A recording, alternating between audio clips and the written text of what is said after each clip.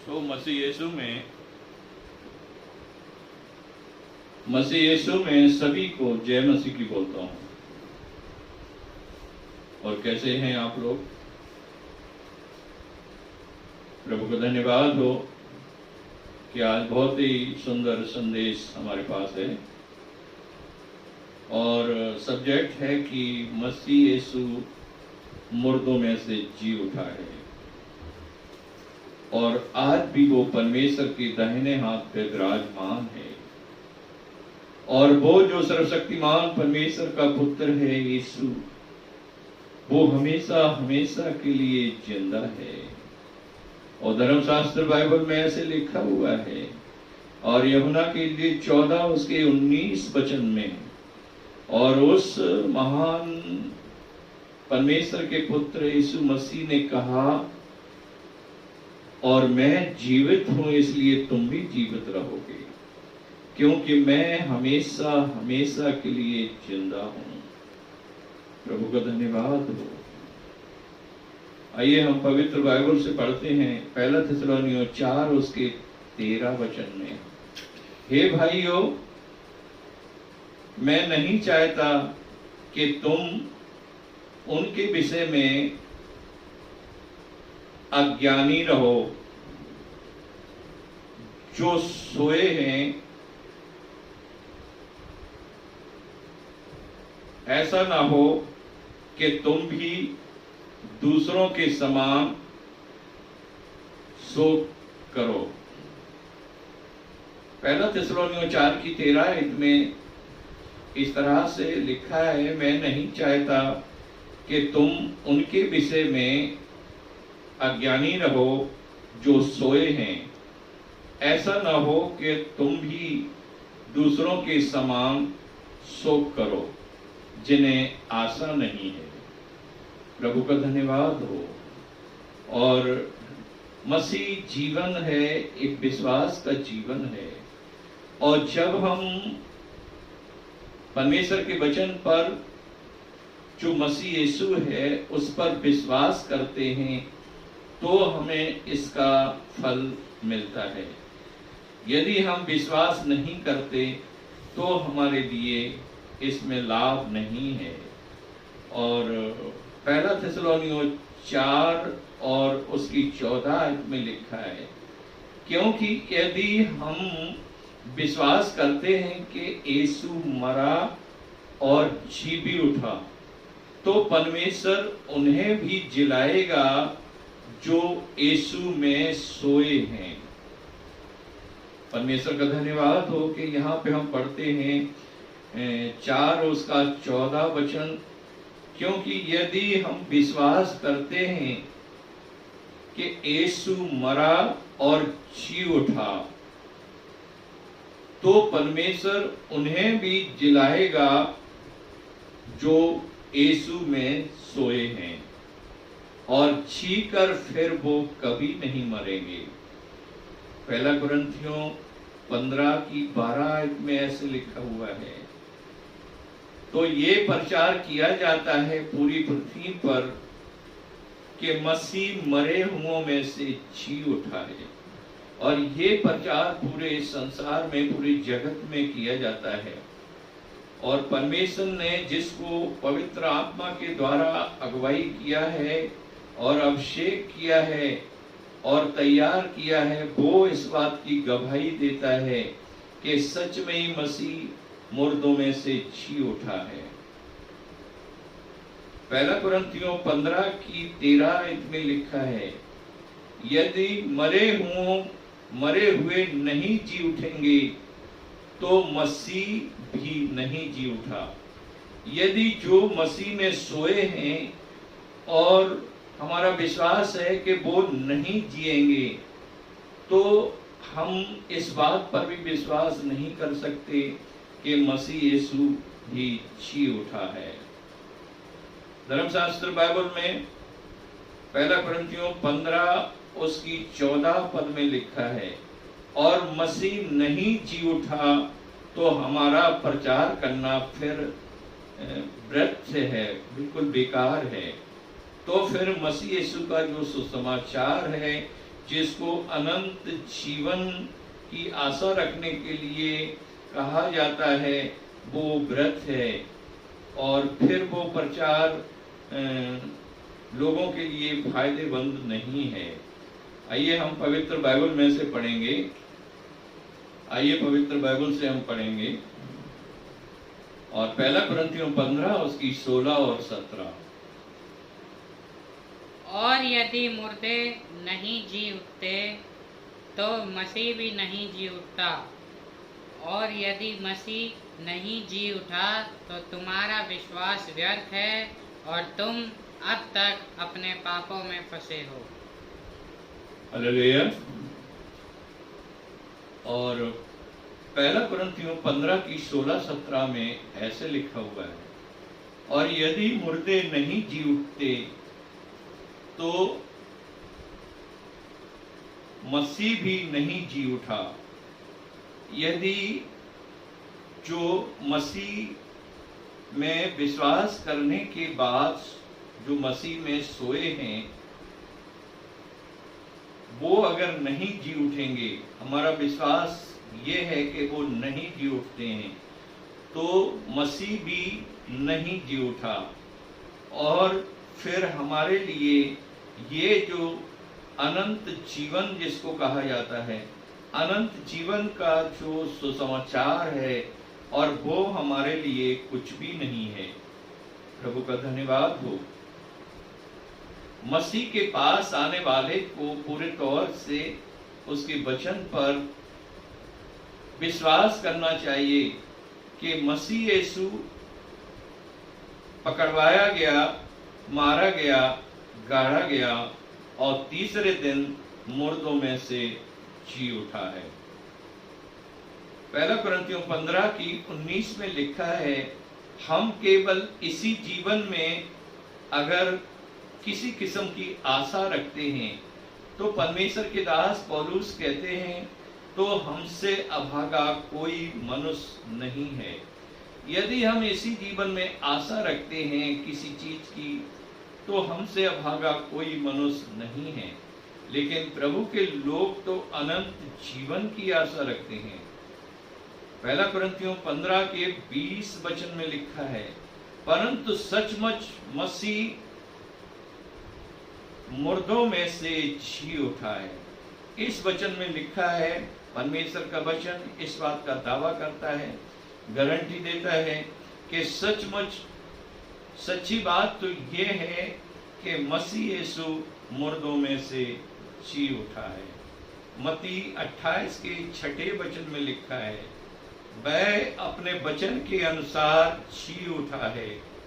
जैसे वचन में आया कि मनुष्य का पुत्र पकड़वाया जाए, पापियों के हाथ से मारा जाए और वो फिर दफनाया जाए और तीसरे दिन जी उठे।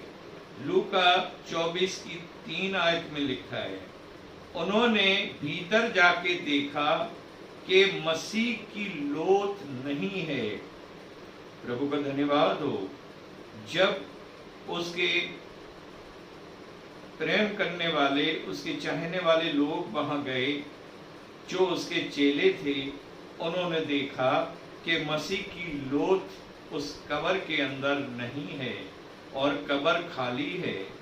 और लूका 24 की 5 से लेकर 7 तक लिखा है, तो स्वर्गदूतों ने कहा, तुम जीवते को मुर्दों में क्यों ढूंढते हो, क्योंकि वो अब यहाँ नहीं है, वो जी उठा है। Hallelujah, hallelujah.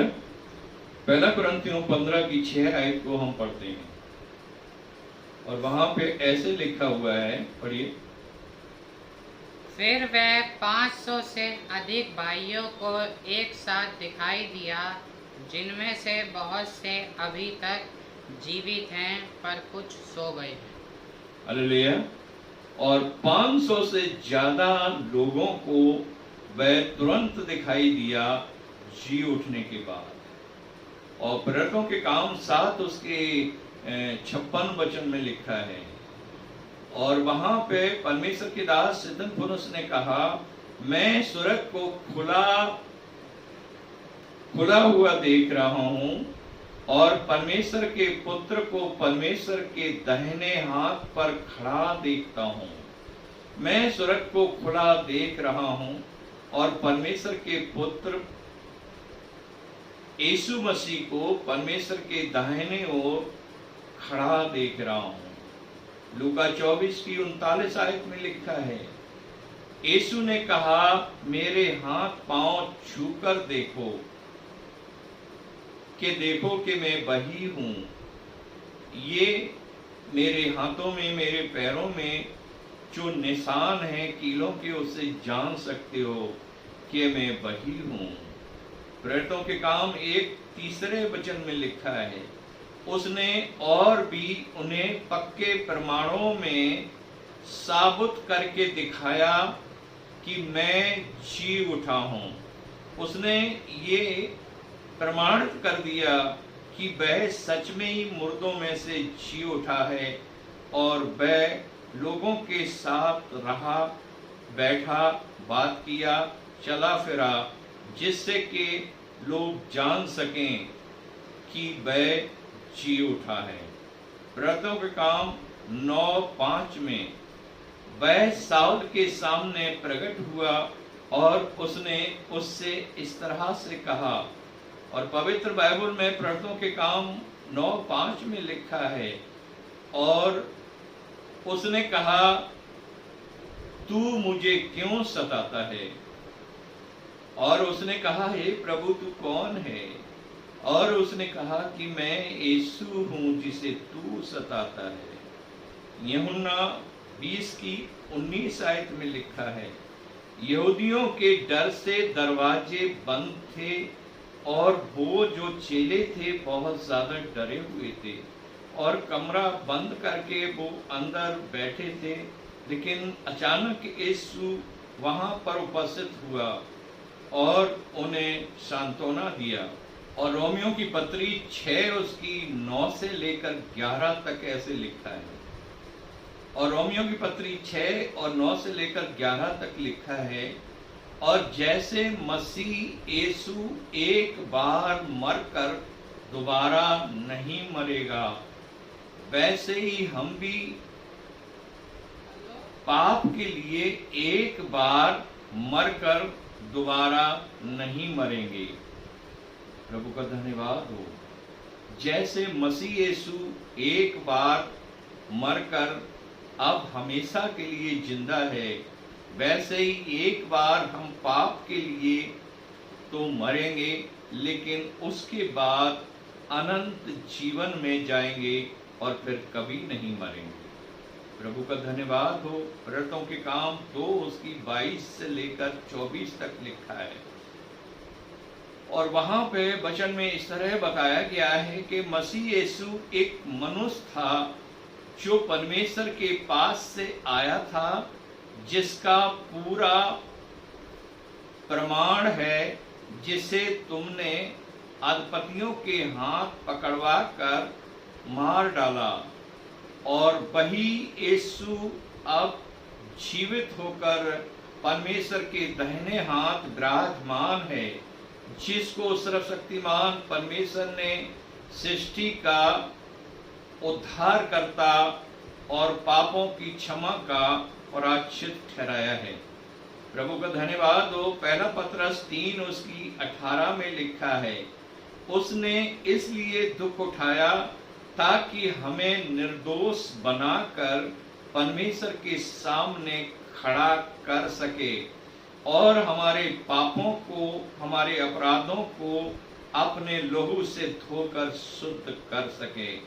इसलिए परमेश्वर का धन्यवाद हो कि उसे दुख उठाने पड़ा और उसे कठिन परिस्थिति से गुजरने पड़ा, ताकि किसी तरह से वो पूरे जगत के लोगों को जो उस पर विश्वास करेंगे उन्हें निर्दोष ठहरा सके और उनके गुनाहों का बोझ, उनके पापों का बोझ अपने ऊपर ले सके।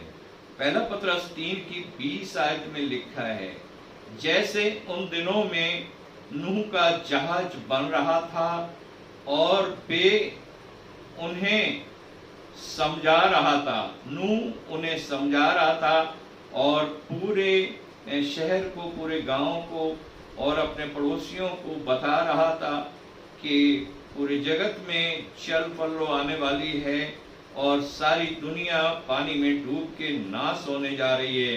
तो मेहरबानी करके तुम इस जहाज में आ जाओ जिससे कि तुम्हारी जान बच जाए। आज भी परमेश्वर का धन्यवाद हो कि सर्वशक्तिमान परमेश्वर के उस पवित्र आत्मा के द्वारा आपको, हमें, पूरे जगत के लोगों को बताया जा रहा है कि हर एक मनुष्य यीशु मसीह के पास आए जिससे वो अनंत जीवन पाए और उस नरक की आग से, उस नाश होने वाले स्थान से बच जाए। प्रभु का धन्यवाद हो। आइए हम पवित्र बाइबल से पढ़ेंगे और पहला पतरस 3 उसके 21 वचन को। उस पानी का दृष्टांत भी अर्थात बपतिस्मा यीशु मसीह के जी उठने के द्वारा अब तुम्हें बचाता है। इससे शरीर के मेल को दूर करने का अर्थ नहीं है, परंतु शुद्ध विवेक से परमेश्वर के वश में हो जाने का अर्थ है। और जिस तरह से उस समय पर नूह का जहाज जो परमेश्वर की अनुमति के अनुसार बनाया गया था कि मनुष्य उसमें आए और नाश होने से बच जाएं, और कुछ ही लोग उसमें बैठे और वो बचाए गए। और आज भी मसीह यीशु का बपतिस्मा जब हम पानी में उसकी रीति के अनुसार उस बपतिस्मे को लेते हैं और अपने ऊपर पूरे तौर से लागू करते हैं, पवित्र बाइबल में लिखा है कि नहाना या शरीर का मैल छुटाना नहीं है, बल्कि बपतिस्मे का मतलब है कि पूरे तौर से अपने जीवन को सर्वशक्तिमान परमेश्वर के पुत्र यीशु मसीह के हवाले कर देना, उसमें समर्पित हो जाना है। यही है छुटकारे का वो रास्ता। उस जमाने में उस जहाज के द्वारा बचाए जाते थे, लेकिन आज उस बपतिस्मे की रीति के द्वारा मसीह यीशु में हर एक मनुष्य बचाया जाता है, धर्मी ठहराया जाता है, जिससे कि वो अनंत आग से बचाया जाए और परमेश्वर की उस मिरास में अनंत जीवन में सहभागी हो जाए। और फिलिपियों 3:9 आयत में लिखा है, और वह धार्मिकता तो मसीह यीशु पर विश्वास करने के कारण परमेश्वर की ओर से मिलती है। और ये ऐसी धार्मिकता है जिसके लिए आप मसीह यीशु पर जब विश्वास करते हैं तो परमेश्वर जो सर्वशक्तिमान है वो दान के रूप में आपको फ्री में देता है। धर्मशास्त्र बाइबल में ऐसे लिखा है, यूहन्ना की इंजील और 1 उसके 12 पद में लिखा है, और जो मसीह पर विश्वास करते हैं वे ही परमेश्वर की संतान हैं। और जब हम मसीह यीशु पर विश्वास करते हैं तो परमेश्वर की संतानों में तब्दील हो जाते हैं। हम पहले अन्य जाति के लोग और कुछ भी नहीं थे, परमेश्वर की महिमा से परे थे, लेकिन जब हम मसीह यीशु पर विश्वास करते हैं तो उसकी संतानों में तब्दील हो जाते हैं और उसके बच्चे बन जाते हैं। धर्मशास्त्र बाइबल में वहां पर ऐसे लिखा हुआ है, लूका और 10 उसके 19 पद में लिखा है, सो तुम मेरे बच्चे हो और जो कुछ हमारा है वो सब तुम्हारा है।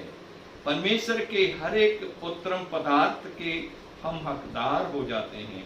परमेश्वर की चीजों के, संपत्ति के हम वारिस बन जाते हैं, क्योंकि हम परमेश्वर की संतान बन जाते हैं।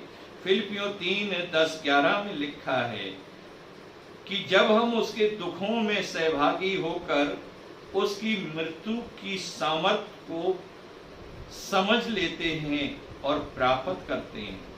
दोबारा सुनिए, फिलिपियों 3 की 10-11 में लिखा है, जब हम उसके दुखों में सहभागी होकर उसकी मृत्यु की सामर्थ्य को प्राप्त करते हैं, समझ लेते हैं कि वह सच में ही पकड़वाया गया और उसकी दुर्दशा हुई और उसको क्रूस पे लटका कर मार डाला गया और वो तीसरे दिन जी उठा है। तो फिर हम भी उसके उस पद तक पहुंचते हैं कि जैसे मसीह यीशु जी उठा है वैसे ही हम भी जी उठेंगे।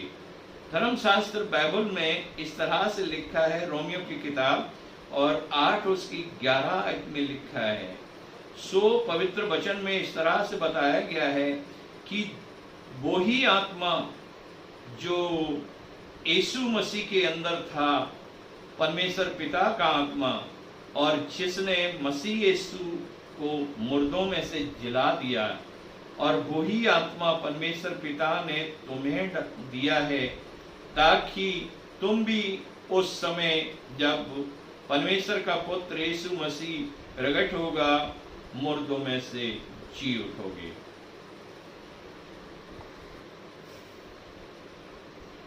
और फिलिपियों 3 की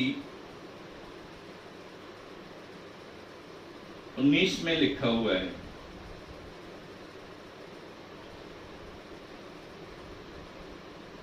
और वह अपनी सामर्थ से पूरे जगत को संभालता है, और वह अपनी सामर्थ से पूरे जगत को संभालता है। और यूहन्ना 14:6 में लिखा है, और वो कहता है, और उस महाप्रतापी परमेश्वर के पुत्र यीशु ने कहा, मैं ही जीवन हूं, मैं जीवन हूं।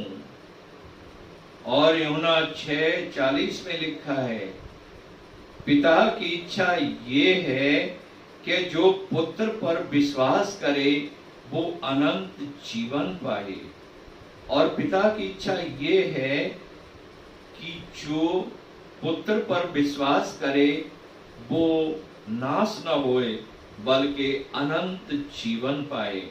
और जब हम यीशु मसीह पर विश्वास करते हैं तो हमें अनंत जीवन मिलता है। और पवित्र बाइबल में ऐसे लिखा हुआ है, और 1 कुरिन्थियों 15 उसके 44 पद में लिखा हुआ है। आइए हम पवित्र बाइबल से पढ़ेंगे।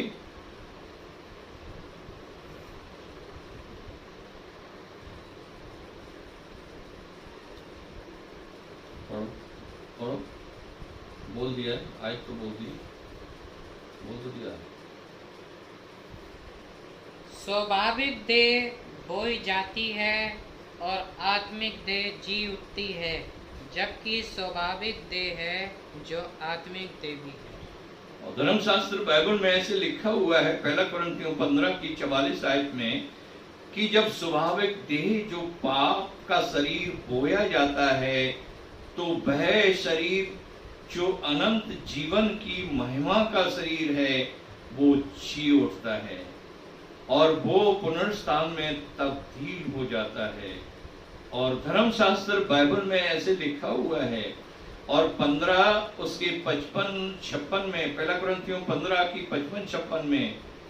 और आइए हम पवित्र बाइबल से पढ़ेंगे 1 कुरिन्थियों 15 की 55 और 56।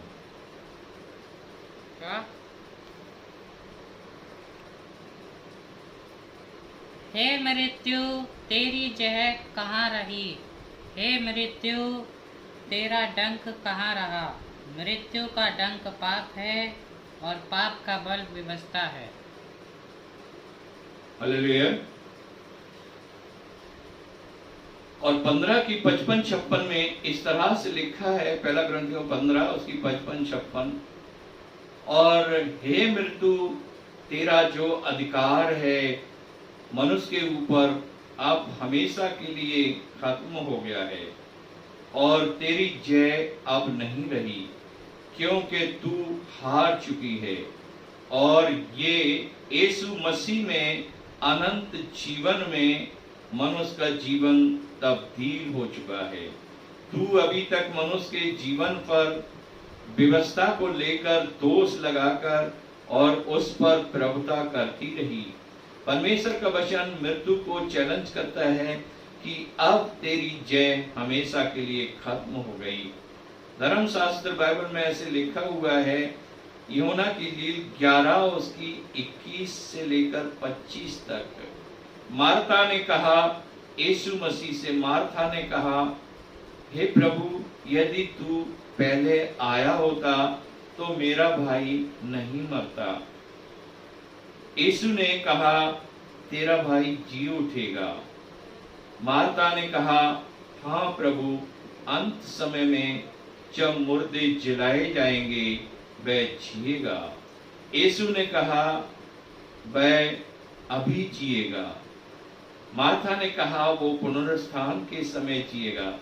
यीशु ने कहा, मैं सच कहता हूं कि पुनरुत्थान मैं ही हूं, मैं ही पुनरुत्थान हूं। मार्था, मैं पुनरुत्थान हूं। हालेलुया। धर्मशास्त्र बाइबल में ऐसे लिखा हुआ है और पहला थिस्सलुनीयों 4 उसके 16 पद में, और प्रभु आप ही स्वर्ग से उतरेगा और तुरही का शब्द सुनाई देगा। और वहां पे ऐसे लिखा हुआ है कि जो मसीह में मरे हैं, जो मसीह में सोए हैं, वो पहले जी उठेंगे। और यहाँ पवित्र बाइबल इस बात की गवाही देती बताती है, परमेश्वर का वचन कहता है कि जो मसीह में मरे हैं वो मसीह में मरे नहीं है, थोड़ी देर के लिए सोए हैं। जैसे कोई मनुष्य नींद से जागता है और फिर उठ के बैठ जाता है और वो वैसा ही दिखता है जैसा वो सोया था पहले। और इसी तरह से परमेश्वर के लोग जो मसीह यीशु में सोए हैं वो फिर से जी उठेंगे और सब कुछ उन्हें पता रहेगा और वो उसी सिचुएशन में आएंगे जिसमें वो जिंदे थे जब थे। परमेश्वर का धन्यवाद हो। और ये परमेश्वर का एक बहुत बड़ा मौत के ऊपर विजय हासिल करने का एक अधिकार है, जो कि सर्वशक्तिमान परमेश्वर के पुत्र यीशु मसीह में होकर उस मृत्यु पर, अंधकार पर विजय पाई है, जो अभी तक मनुष्यों के ऊपर प्रभुता कर रहा था और मौत का डर लोगों को सता रहा था। लेकिन जब उनके मन में ये बैठ जाता है कि सच में ही थोड़ी देर के लिए हम सोएंगे और जल्द ही जब यीशु मसीह आएंगे और जैसे ही वो स्वर्गदूतों का शब्द तुरही का सुनाई देगा, वैसे ही हम फिर मुर्दों में से, कब्र में से जी उठेंगे। प्रभु का धन्यवाद हो। और पहला थिस्सलुनीयों 4 की 17 पद में लिखा है, तब जो जीवित बचे रहेंगे बादलों पर उठा लिए जाएंगे और यीशु मसीह के साथ हवा में मिलेंगे, बादलों पर मिलेंगे और सदा प्रभु के साथ हमेशा हमेशा के लिए राज करेंगे, उसके साथ रहेंगे। प्रभु का धन्यवाद हो। और ये परमेश्वर का वचन है कि हम प्रभु के साथ हमेशा हमेशा के लिए राज करेंगे और उस अनंत जीवन को हम प्राप्त करेंगे। और पहला थिस्सलुनीयों 4 उसकी 18 आयत में लिखा है, और इन्हीं बातों से एक दूसरे को सांत्वना दिया करो कि सच में ही मसीह यीशु मारा गया और गाड़ा गया और तीसरे दिन मुर्दों में से जी उठा है, तो जितने मसीह यीशु पर विश्वास करेंगे, उसी तरह से जैसे मसीह यीशु मुर्दों में से जी उठा है, वो सब भी जी उठेंगे। प्रभु का धन्यवाद हो। और ये पुनरुत्थान का संदेश है, और जब हम इस पर पूरे तौर से विश्वास करते हैं, अपने जीवन को इसमें तब्दील कर लेते हैं, तभी तो मसीह यीशु में हमें आशा मिलती है और उस मिरास में दाखिल हो जाते हैं। प्रभु का धन्यवाद हो। आपने इस अनंत जीवन के संदेश को सुना है। प्रभु परमेश्वर आपको आशीष दे और आप इस पर विश्वास करें और उस आनंद को पाएं जो परमेश्वर ने आपके लिए रखा है, और हमेशा के लिए मृत्यु के भय से आजाद हो जाएं। प्रभु आपको आशीष